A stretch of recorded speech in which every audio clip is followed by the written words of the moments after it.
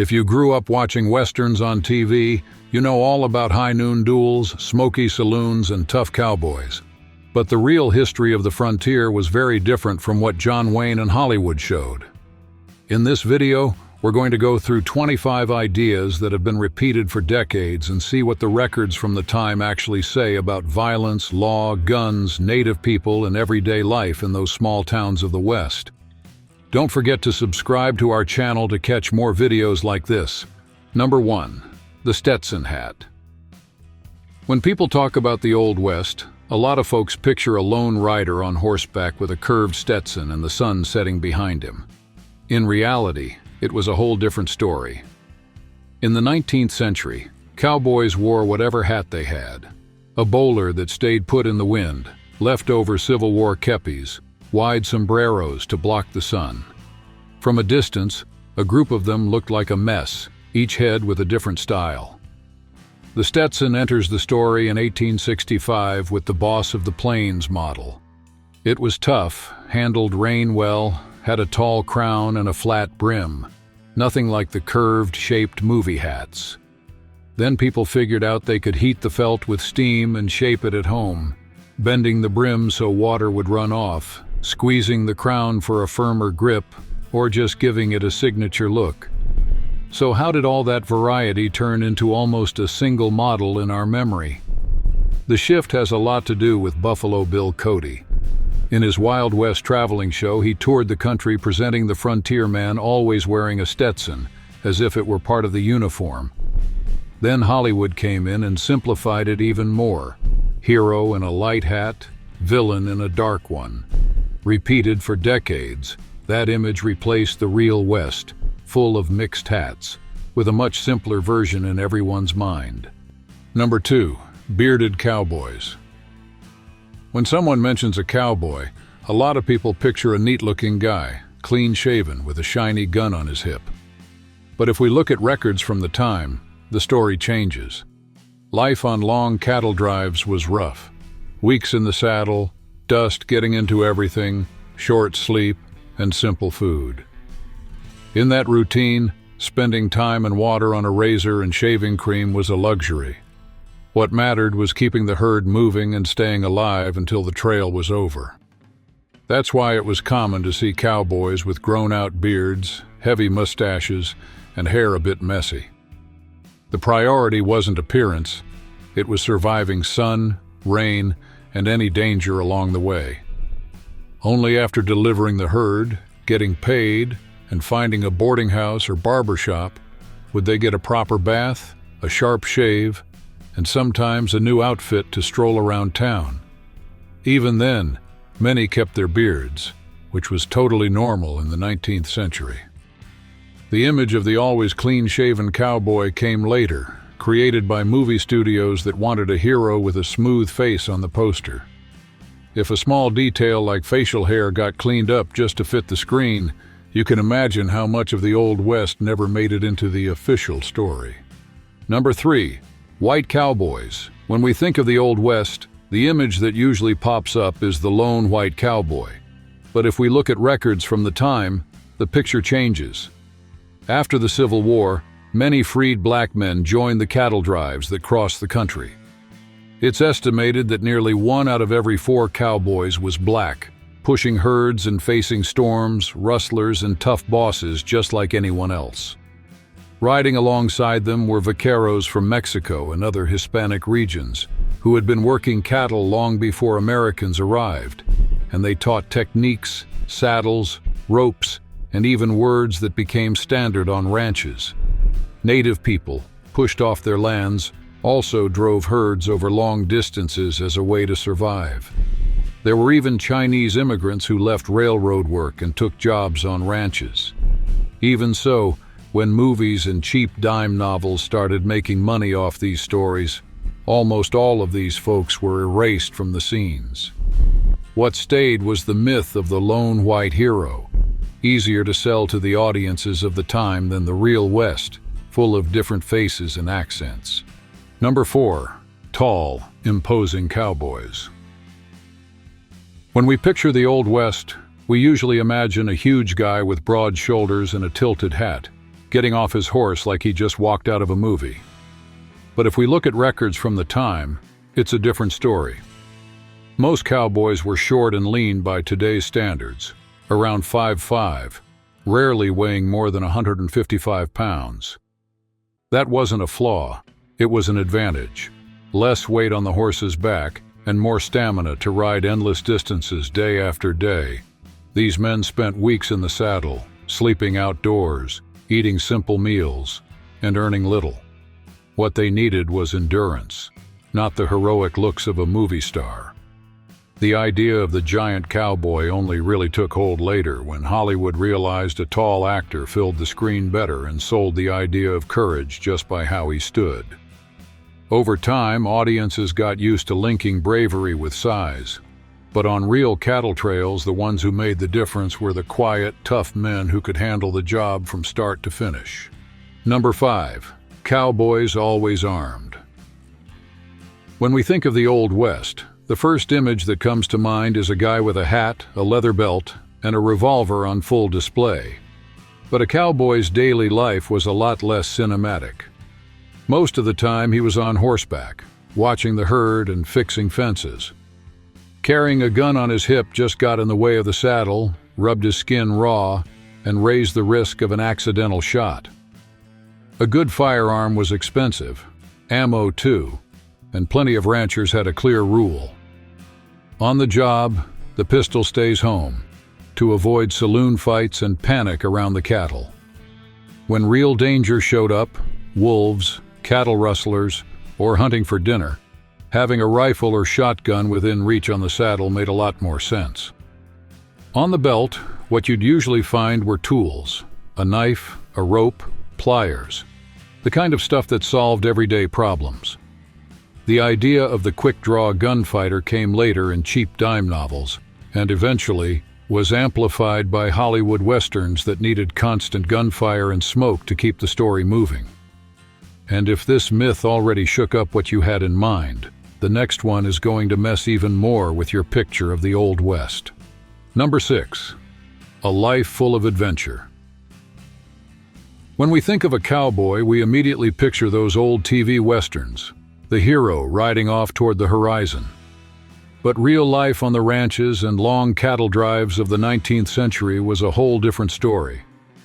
After the Civil War, millions of cattle had to be driven from Texas up to the railroads in Kansas, on trips that lasted months. The day started before sunrise. Simple coffee, saddle on the horse, and a check on ropes and gear. The job was to move the herd slowly, make sure no animal strayed off, and keep constant watch for floods, holes in the ground, and rustlers. At night, there wasn't any lively saloon, just guard duty around the herd, little sleep, and being ready for a stampede at any moment. The pay was low, the risk high, and the loneliness constant. Even so, plenty of young men took on the tough work to save money and try to buy land of their own someday. The routine lived by thousands of anonymous men is what shaped the cowboy image. Years later, Hollywood swapped the exhaustion, dust, and silence for duels, romance, and happy endings. Number 7. Cowboys and their horses. If you grew up watching westerns on TV, you know the scene. The cowboy seems to travel the whole world with just his horse by his side, like they're blood brothers crossing the desert. It's a great image, but day-to-day life in the 19th century West was a lot more down to earth. On most ranches, a man showed up with one change of clothes, a worn pair of boots, and the willingness to take little pay for a lot of work. The herd of horses belonged to the ranch owner, stayed in the corral, and was treated like a stock of tools. Each cowboy got one horse for his shift, sometimes switching in the middle of the day so the animal wouldn't get exhausted. There were mixed-breed ponies, small Mustangs, quick, not always pretty, but tough enough to follow cattle for miles, cross rivers, endure rain, and do it all again the next day. Some men did get attached, of course, but it was rare to have one single lifelong companion. The myth of the inseparable duo came much more from Hollywood than from the dust of the old cattle trails. Number 8. Cowboys versus Native Americans. When we think of the Old West, the first thing that pops up is the showdown between white cowboys and wild Indians, racing on horseback and shooting non-stop. That image stuck thanks to Hollywood, but it doesn't describe a cowboy's daily life. Their real routine was driving cattle for long distances, taking care of horseshoes, crossing rivers without losing the herd, and enduring long nights of guard duty out in the open. Major conflicts with native nations almost always involved the U.S. Army, carrying out orders to push the frontier forward and clear land for railroads and ranches. The average cowboy avoided trouble with native villages because any fight could mean lost cattle and less money at the end of the season. Even so, movies embraced the cowboy versus Indian formula as ready-made action, erasing the agreements, forced removals, and broken treaties that shaped the conquest of the West. What remained was the myth of adventure, hiding the human cost of expansion. Number 9. A lawless land. When we think of the Old West, the movie scene pops up right away. A dusty street, a noisy saloon, two men staring each other down on Main Street, hands hovering near their holsters, everyone waiting for the first shot. It feels like a world with no brakes, where whoever's quickest on the trigger is in charge. But when we look at records from the time, the story changes. Most frontier towns quickly realized that without rules, nobody could do business or raise a family there. Stores needed to open without fear of looting, cattle had to stay in the pasture, and trains wouldn't run if every argument ended in a dead body. That's why towns set up local laws, curfews, bans on carrying guns on the main street, elected sheriffs and community juries to settle land disputes and gambling debts. High noon shootouts did happen, but they were the exception, not the norm. In places without official law enforcement, residents formed vigilance committees patrolling the area and separating real trouble from bar fights. The frontier was tough, dangerous, and full of economic interests, but far from a romantic chaos. It was a place where order was built day by day, more through conversation and rules than through the sound of a revolver. Number 10. The famous high noon duels. When people talk about the Old West, a lot of them picture two men standing still in the street, the whole town silent, waiting for the shot set for high noon. That clock-centered scene was born in Hollywood, not in 19th century records. In the documents, pre-arranged duels rarely show up. The showdown between Wild Bill Hickok and Davis Tutt is one of the few rule-based fights historians point to. In real life, gunfire broke out without warning. An argument over a card game, a shove at the bar, an old grudge erupting in seconds. Shootouts were fast, with people diving behind barrels, crates, or the saloon door, because nobody wanted to stand still in the middle of the street as an easy target.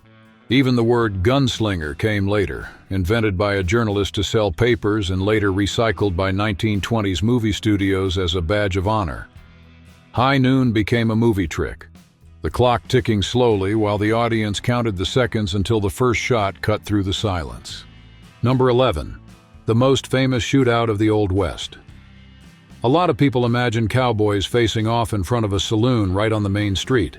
But the shootout on October 26, 1881, with Wyatt Earp, his brothers, and the gambler dentist Doc Holliday, happened in a cramped lot behind the buildings in Tombstone, Arizona, next to a stable and C.S. Fly's photo studio, not inside the OK Corral. The trouble started because of an old feud with the Clantons and the McClorys, and the whole thing lasted less than half a minute. A quick burst of gunfire, dust rising, 3 men down. The rest came later. Years afterward, a book painted Wyatt as an almost perfect hero. Hollywood bought the story, stuck OK Corral in the title because it sounded better. And that's how a backyard shootout turned into the official symbol of the Old West for a lot of people even today. Number 12. The accuracy of revolvers.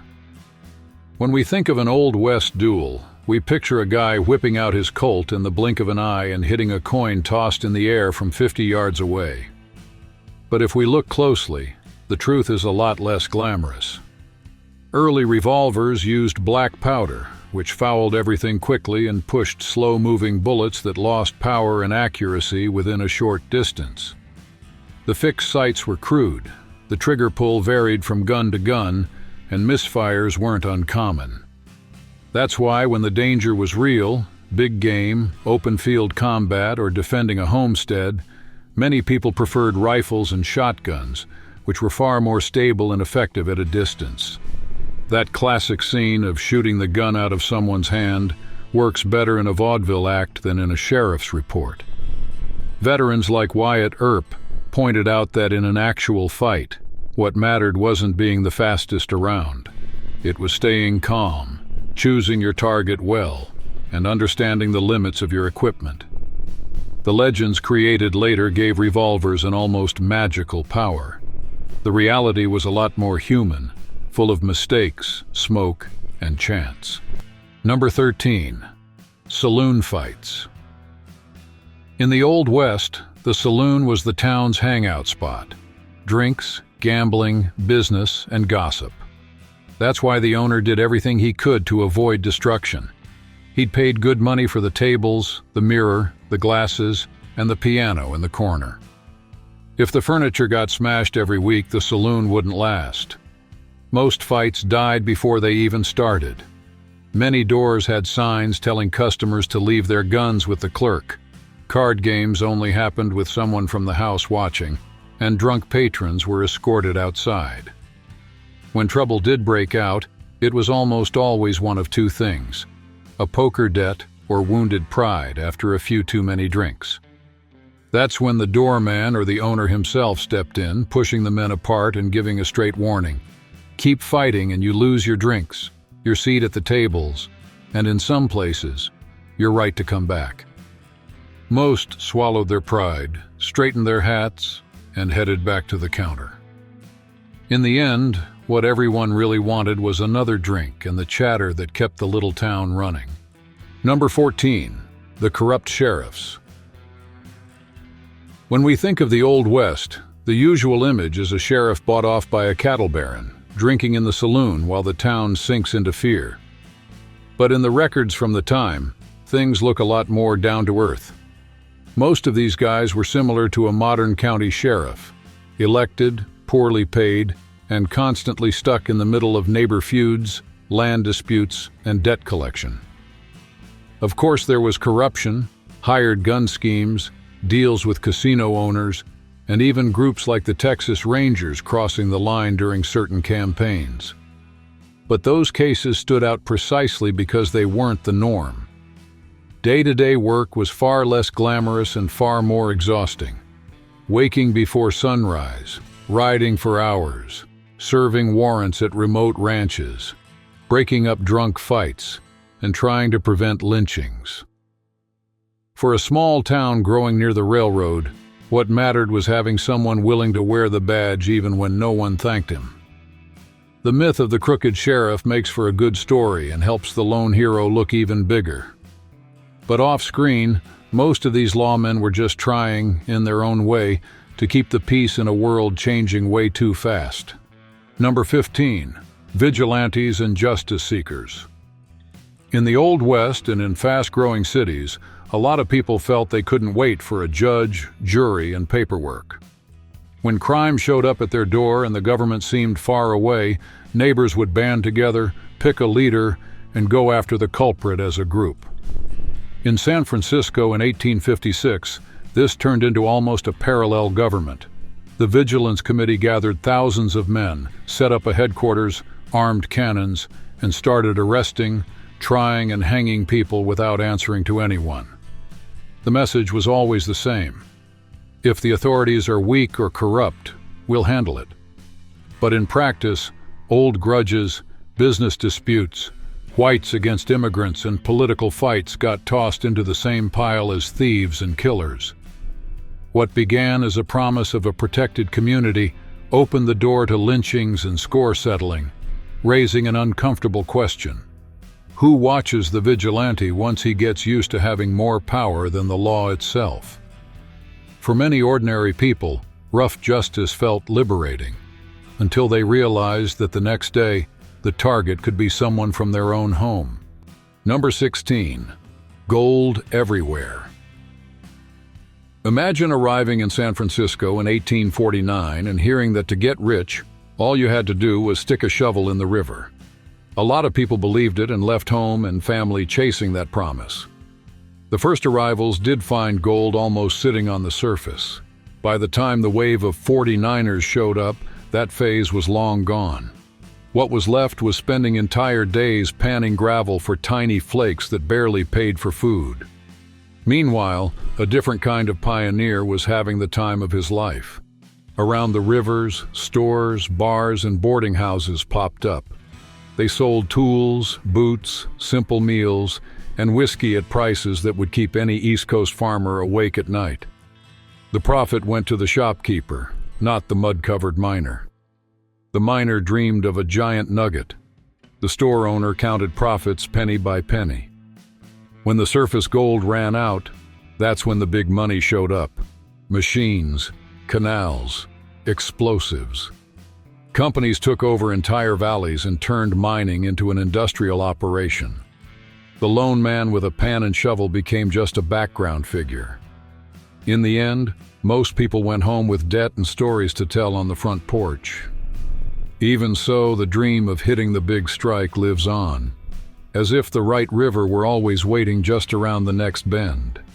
Number 17. In the real Old West, traveling long distances only on horseback was more of a movie exception than an everyday rule. Starting in the mid-19th century, railroads pushed their tracks deeper inland, connecting small towns to bigger centers. A trip that once took weeks in the saddle could now be done in a few days, with people, goods, and cattle all moving on the same train. Before the railroad took over, stagecoaches and covered wagons carried the load. They meant endless bumping around, dust, mud, the risk of robbery, and almost no comfort. But they were what allowed families to move, letters to arrive, and news to spread through small settlements. Even so, what stuck in the public's mind was the lone rider at sunset.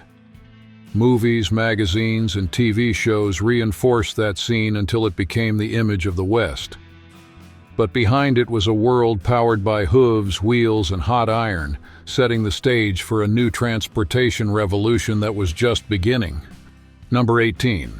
The Russian Thistle. Picture a quiet frontier town, wind blowing down the street, a saloon door creaking, and in the distance that dry bush rolling across the scene. Every American recognizes it from Western movies. It feels like something that's always been part of the landscape. But it wasn't. The famous tumbleweed is actually the Russian thistle, a plant from the Russian region that arrived hidden in seed shipments in the 1870s. Once it reached the American prairies, it spread like a plague. It grew fast, dried out, broke off at the root, and rolled away, dropping thousands of seeds mile after mile. In no time, it took over huge areas of the Midwest and started showing up along railroads, roads, and later movie sets. For the studios, it was perfect, cheap, easy to use, and all it had to do was roll across the frame for the audience to understand the place was deserted. A plant immigrant that became a Hollywood star and in everyone's mind a symbol of the Old West. Number 19. The women of the Old West. When we think of the Old West, we picture the lone cowboy, the showdown on the main street, the smoky saloon. But behind all that were countless women working hard to keep those towns from falling apart. Most people don't realize that according to Homestead Act records, many farms were claimed by women, widows, single women, or divorcees who ran their own land and their own lives. Riding on the mail routes was Mary Stagecoach Fields, a black woman who pushed through blizzards and robbery attempts without backing down. In shooting exhibitions, Annie Oakley hit tiny targets at distances that made seasoned marksmen look twice. Calamity Jane mixed courage and chaos in equal measure, admired and feared at the same time. Charlotte "Charlie" Parkhurst drove stagecoaches for decades while everyone believed she was a man. The truth only came out after her death. And the native writer Mourning Dove recorded stories that might have vanished, making it clear that the frontier had a female memory too. Number 20. Train robberies. Picture a train cutting through the dark, metal clattering, smoke rising, and suddenly armed men appear by the tracks. In the movies we see this all the time, and it makes it seem like the Old West lived in a constant state of train heists. But the records tell a different story. Between 1866 and 1910, there were fewer than 1,000 train robberies in the United States, an average of about 20 a year. And not just in the Cowboy and Spurs West, but spread across the whole country. Even though they were rare, they drew a lot of attention. Lots of money in one place, important people traveling, and a target that couldn't just disappear. Newspapers treated these events like major adventures, and in 1903 the film The Great Train Robbery wrapped everything into one iconic scene. After that, for anyone who grew up watching westerns in theaters or on TV, train robberies became almost synonymous with the Old West. Number 21. The color of the hat. In the first Hollywood westerns back in the early 20th century, audiences saw everything in black and white. Directors quickly realized it was hard to tell who the good guy was in the middle of the action. The solution was simple and effective, almost like a dress code. Light-colored hat for the hero, dark hat for the dangerous type. Within a few years, this choice became a visual shortcut. One close-up and everyone in the audience already knew who to trust, even before the first shot was fired. In the real West, a hat was just a piece of work gear, chosen for price and durability. But the movies created such a strong code that even today, games, TV shows, and comics repeat the idea that a hat's color tells you who's on the side of the law and who prefers living outside it. Number 22. Native warriors. When we think of the Indian warrior, a lot of people still picture old TV westerns, horses charging, bullets flying everywhere, and the white settler as the hero. That image stuck because it helped justify the advance of farms, railroads, and the army onto lands that had already been inhabited for centuries. What those stories almost never show is that there were hundreds of different nations, each with its own language, laws, and leaders, doing trade, forming alliances, and marrying among themselves.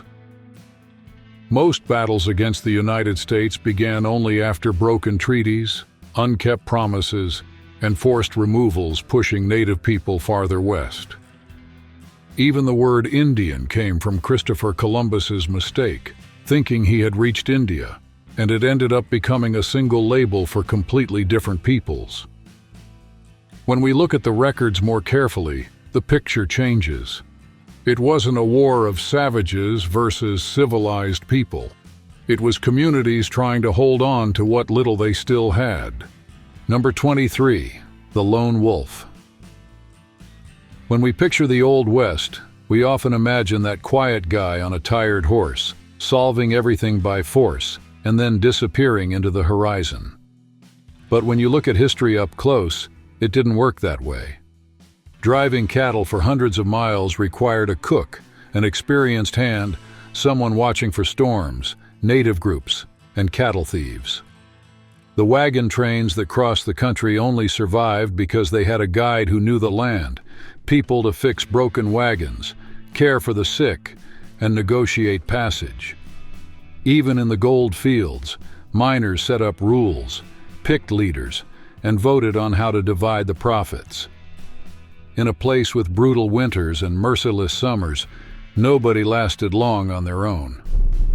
The push across the frontier wasn't the work of a lone hero, but of countless unknown people who learned to trust one another just to keep moving forward. Number 24. The kind-hearted outlaws.